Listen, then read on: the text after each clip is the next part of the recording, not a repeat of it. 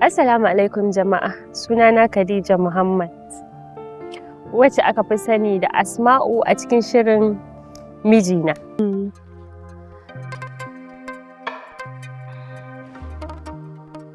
Da alamu fa kina jin daɗin auren nan, kin ga yadda kika yi kyau? Wallahi aure da daɗi. Ina jin daɗi sosai saboda yadda Lamir yake kula da ni kuma baya son ɓacin raina. Amma yanzu ba kya tunanin halin da su Umma da su Faruk suke ciki?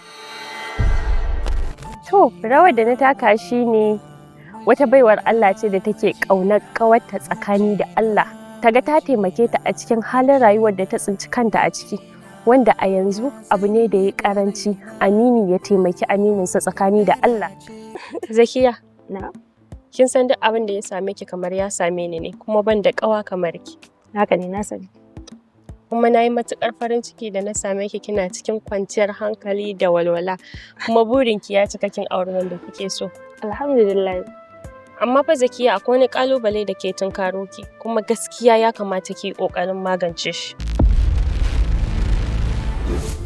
Na bata shi ne ba abin da ya kai iyaye muhimmanci a wannan rayuwa. Ko me za ka samu in dai ka rasa albarka na iyaye, to ba za ka taɓa jin daɗin rayuwarka ba. Ni rol ɗin da na taka shi ne na yi ƙoƙari na ga na sasanta ta da iya kai, baran ba ku satan ansa ba. Ku tara a cikin fim ɗinmu na Mijina. Umma Zakiya tana so ta kasance a cikin rayuwarku, amma tsoro take ta tunkare ku. Kuma sannan kowace a tana so ta kasance a tare da iyayenta, sai dai idan har hakan ya gagara. Asma'u banda Zakiya. Kuma idan har magana Zakiya ce take kaki nan gidan, dan Allah dan Annabi daga yau ki daina zuwa. Na gode.